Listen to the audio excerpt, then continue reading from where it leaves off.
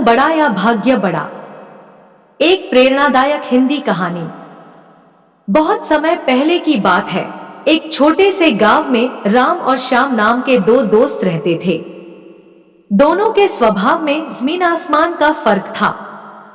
राम हमेशा मेहनत और कर्म पर विश्वास करता था। उसका मानना था कि मेहनत से ही इंसान अपने भाग्य को बदल सकता है।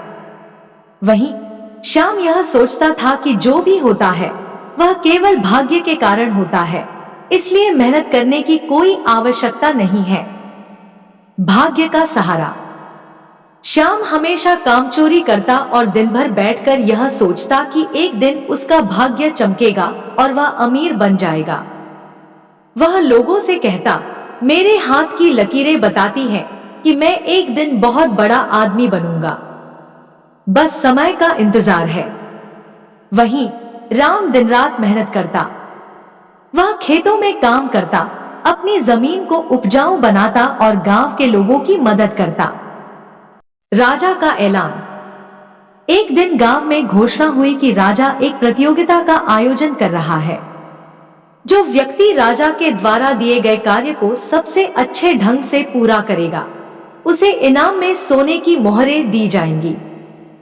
राम और श्याम दोनों ने प्रतियोगिता में भाग लेने का फैसला किया।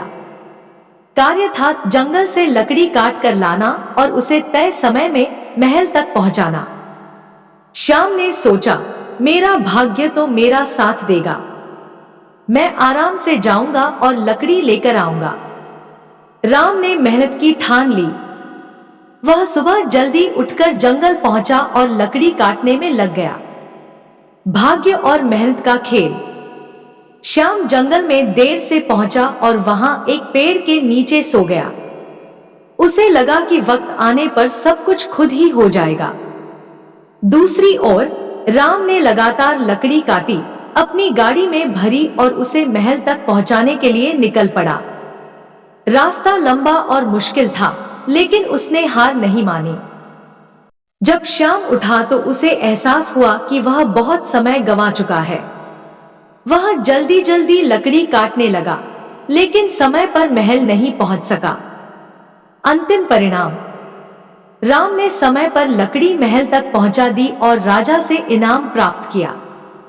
श्याम खाली हाथ रह गया।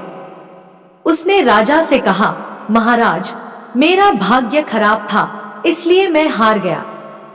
इस पर राजा ने उत्तर दिया, कर्म और भाग्य दोनों महत्वपूर्ण हैं, लेकिन बिना कर्म के भाग्य भी तुम्हारी मदद नहीं कर सकता। भाग्य वही साथ देता है जहां मेहनत की जाती है। सीख। श्याम ने उस दिन सीखा कि केवल भाग्य पर निर्भर रहना गलत है। मेहनत और कर्म ही इंसान को सफलता के शिखर तक पहुंचाते हैं। निष्कर्ष। कर्म और भाग्य दोनों का अपना महत्व है, लेकिन कर्म के बिना भाग्य निष्क्रिय हो जाता है। इसलिए हमें हमेशा अपने कर्म पर ध्यान देना चाहिए, क्योंकि यही हमारी सफलता का असली आधार है। सच्चा सुख। एक प्रेरणादायक हिंदी कहानी। बहुत समय पहले की बात है। एक अमीर व्यापारी था जिसका नाम विक्रम था। उसके पास धन दौलत, बड़ा घर, नौकर चाकर और ऐशो आराम की हर चीज थी।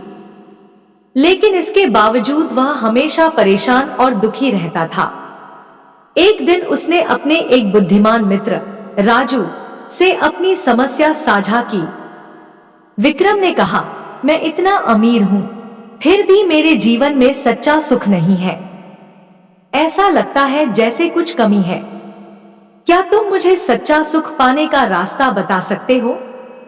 राजू मुस्कुराया और बोला, सच्चा सुख पाने के लिए तुम्हें कुछ विशेष करना होगा। तुम अपनी सबसे कीमती चीज किसी जरूरतमंद को दान कर दो और फिर देखो कि तुम्हारे जीवन में कैसा बदलाव आता है। व्यापारी की खोज। विक्रम ने सोचा कि यह आसान होगा। उसने अपने गहने, कपड़े और कई बहुमूल्य चीजें दान कर दी। लेकिन कुछ दिनों बाद भी उसे सुख की अनुभूति नहीं हुई। वह राजू के पास वापस गया और कहा, मैंने कई चीजें दान की, लेकिन मुझे अब भी खुशी नहीं मिली। राजू ने शांत स्वर में कहा, शायद तुमने वह दान नहीं किया, जो तुम्हारे लिए वास्तव में कीमती हो। सच्ची कीमती चीज। विक्रम सोच में पड़ गया कि उसके लिए सबसे कीमती क्या है। कुछ दिन बाद उसने देखा कि उसके घर के पास एक गरीब किसान का परिवार भूखा बैठा था। उनके पास खाने के लिए कुछ भी नहीं था। विक्रम ने अपना भोजन का भंडार उन गरीबों को दे दिया। उसने देखा कि वे कितने खुश हो गए। उनके चेहरे की मुस्कान ने विक्रम के दिल को छू लिया। उस रात विक्रम ने पहली बार सुकून से नींद ली। ज्ञान की प्राप्ति। अगले दिन विक्रम राजू के पास गया और कहा, अब मैं समझ गया हूं। सच्चा सुख दूसरों की मदद करने और उनकी खुशी में शामिल होने से मिलता है। धन दौलत केवल बाहरी सुख देता है, लेकिन भीतर की खुशी निस्वार्थ सेवा और दान से ही आती है। सीख। इस कहानी से हमें यह सीख मिलती है कि सच्चा सुख केवल अपने लिए जीने में नहीं, बल्कि दूसरों के जीवन में खुशी लाने में है। जब हम किसी की मदद करते हैं तो हमारा दिल सुकून से भर जाता है, और यही सच्चा सुख है। कर्म और भाग्य का संगम। एक अद्भुत प्रेरणादायक कहानी। प्राचीन समय की बात है। हिमालय की गोद में स्थित एक छोटे से गांव में एक साधु रहते थे। उनका नाम ऋषि वेद था। वह बहुत ज्ञानी और ध्यान साधना में लीन रहने वाले व्यक्ति थे। दूर दूर से लोग उनके पास अपनी समस्याओं का हल जानने आते थे। एक दिन गांव के दो युवक अर्जुन और विकास ऋषि के पास पहुंचे। अर्जुन ने पूछा, गुरुदेव, क्या केवल कर्म से सब कुछ संभव है या भाग्य का भी उतना ही महत्व है? विकास ने कहा, मुझे लगता है कि सब कुछ भाग्य से ही तय होता है। मेहनत करने का कोई फायदा नहीं अगर भाग्य में कुछ नहीं लिखा है। ऋषि वेद ने दोनों की बातें सुनी और मुस्कुराते हुए कहा, कल सुबह तुम दोनों नदी किनारे आना, मैं तुम्हें इसका उत्तर दूंगा। परीक्षा का आरंभ। अगले दिन सुबह ऋषि दोनों युवकों को लेकर नदी किनारे पहुंचे। वहां उन्होंने एक बड़ी चट्टान की ओर इशारा किया और कहा, तुम दोनों को इस चट्टान को हटाकर नदी के उस पार पहुंचना है। जो पहले पहुंचेगा वही इस प्रश्न का उत्तर पाएगा। अर्जुन ने तुरंत चट्टान को धक्का देना शुरू कर दिया। वह मेहनत से चट्टान को सरकाने की कोशिश करता रहा। उसे पसीना आ गया, लेकिन उसने हार नहीं मानी। विकास ने सोचा, यह चट्टान इतनी भारी है, मैं इसे नहीं हिला सकता। भाग्य में जो होगा वही होगा, और वह वहीं बैठकर इंतजार करने लगा कि कुछ चमत्कार हो। कर्म का परिणाम। अर्जुन ने काफी प्रयास के बाद चट्टान को थोड़ा हिला दिया। फिर उसे एक विचार आया।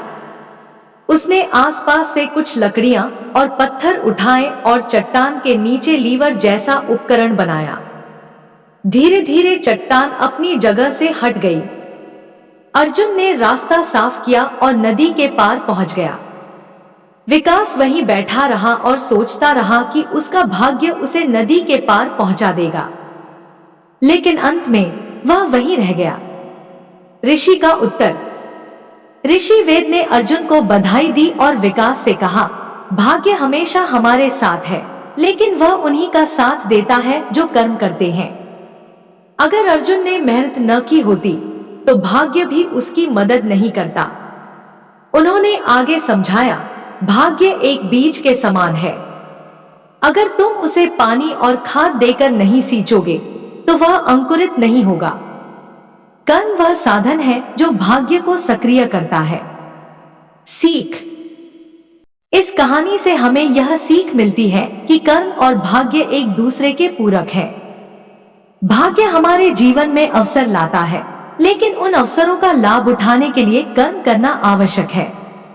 जो मेहनत करता है वही अपने भाग्य को अपने पक्ष में कर सकता है। निष्कर्ष। कर्म ही जीवन की नींव है। भाग्य का सहारा लेकर बैठने से कुछ नहीं होगा। सही दिशा में किए गए प्रयास ही सच्ची सफलता की कुंजी है। ईमानदारी का फल। एक प्रेरणादायक हिंदी कहानी। बहुत समय पहले की बात है। एक छोटे से गांव में माधव नाम का एक गरीब किसान रहता था।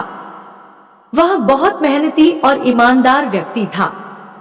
उसका जीवन खेती पर निर्भर था, लेकिन हर साल कोई न कोई विपत्ति आ जाती, जिससे उसे आर्थिक संकट झेलना पड़ता। एक बार गांव में बहुत बड़ा सूखा पड़ा। माधव की फसलें पूरी तरह बर्बाद हो गईं। उसके पास घर चलाने के लिए भी पैसे नहीं बचे। भूख और गरीबी से परेशान होकर उसने सोचा कि अब उसे भगवान से मदद मांगनी चाहिए। सुनहरी मटकी की कहानी। माधव ने गांव के पास वाले जंगल में जाकर भगवान से प्रार्थना की।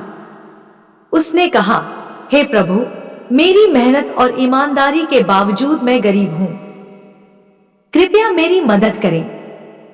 उसकी सच्ची प्रार्थना सुनकर एक दिव्य प्रकाश प्रकट हुआ।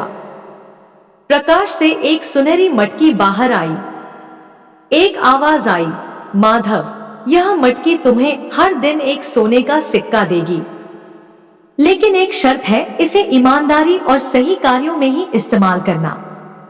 यदि तुमने इस धन का गलत उपयोग किया तो मटकी गायब हो जाएगी। माधव खुशी खुशी मटकी लेकर घर लौट आया। ईमानदारी की परीक्षामटकी से हर दिन एक सोने का सिक्का निकलता और माधव उससे अपनी जरूरतें पूरी करता। लेकिन वह कभी लालच में नहीं पड़ा। उसने सोचा, यह धन केवल मेरे लिए नहीं, बल्कि दूसरों की मदद के लिए भी है। माधव ने गांव के गरीबों की मदद करना शुरू कर दिया। उसने भूखों को खाना खिलाया, बच्चों के लिए स्कूल बनवाया और बीमारों के इलाज का इंतजाम किया। उसकी ईमानदारी और परोपकार को देखकर पूरा गांव उसका सम्मान करने लगा। लालच का अंत। लेकिन गांव का मुखिया इस चमत्कारी मटकी के बारे में जान गया। वह बहुत लालची था। उसने सोचा, अगर मटकी मेरे पास आ जाए तो मैं अमीर बन जाऊंगा। एक रात वह माधव के घर में चोरी से घुसा और मटकी चुराने की कोशिश की। जैसे ही उसने मटकी को उठाया, मटकी गायब हो गई। अचानक गांव में एक आवाज गूंजी, यह मटकी केवल उन लोगों के लिए है जो ईमानदारी से इसका उपयोग करते हैं। लालचियों और स्वार्थियों के लिए यह नहीं है। माधव की सच्चाई। मुखिया ने अपनी गलती स्वीकार की और माधव से माफी मांगी। माधव ने कहा, धन का उपयोग केवल दूसरों की भलाई के लिए होना चाहिए। जो धन को लालच में इस्तेमाल करता है, वह उसे खो देता है। भगवान ने माधव की सच्चाई और निस्वार्थ भाव को देखकर उसे और अधिक समृद्ध बना दिया। अब माधव के पास एक बड़ा खेत, खुशहाल परिवार और गांव का आशीर्वाद था। सीख।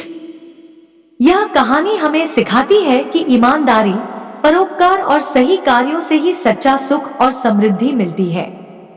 लालच और स्वार्थ से जीवन में केवल धोखा खाता है। जो व्यक्ति मेहनत और सच्चाई से जीता है, वही भगवान की कृपा प्राप्त करता है। नमस्कार दोस्तों, आपका स्वागत है किट्टू की हिंदी कहानी चैनल पर, जहां आप सुनते हैं ज्ञानवर्धक, मजेदार और प्रेरणादायक कहानियां। यहां हर कहानी आपके जीवन में कुछ नया सीखने और समझने का मौका देती है। तो दोस्तों, अगर आपको हमारी कहानियां पसंद आती हैं